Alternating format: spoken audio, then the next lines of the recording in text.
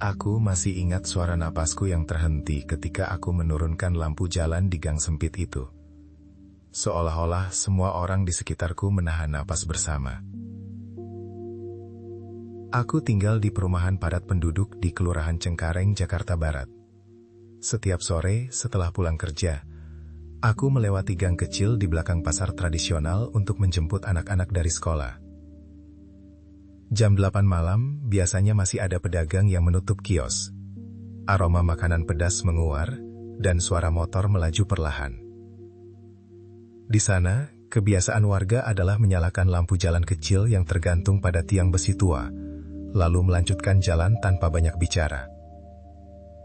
Malam itu, lampu jalan berkelip 2 kali sebelum padam total.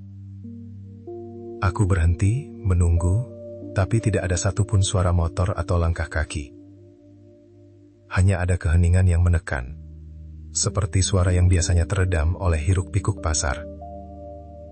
Aku menyalakan senter ponsel, dan cahaya itu menyorot seorang pria berjas hitam. Wajahnya tertutup topi, berdiri di ujung gang. Dia tidak bergerak, hanya menatap lurus ke arahku. Tanpa berkata, dia melangkah perlahan ke arahku, mengangkat tangan seolah memberi isyarat. Aku merasakan tatapan itu menembus, seakan menilai apakah aku mengerti. Aku melangkah mundur, namun setiap langkah terasa berat, seakan tanah menahan. Di belakangku, suara langkah kaki lain muncul.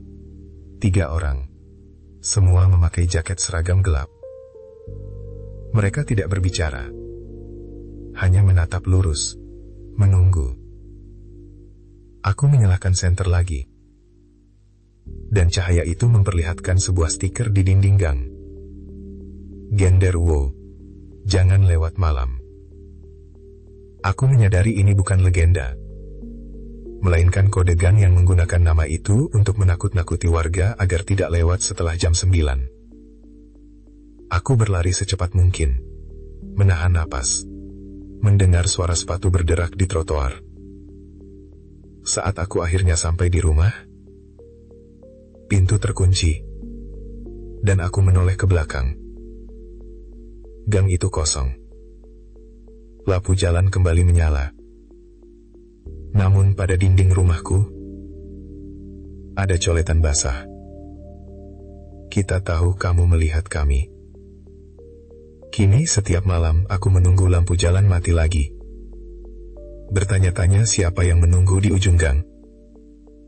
Karena di kota ini, ketakutan bukan datang dari makhluk tak terlihat, melainkan dari orang yang memanfaatkan ketakutan itu. Ini bisa terjadi ke siapa saja.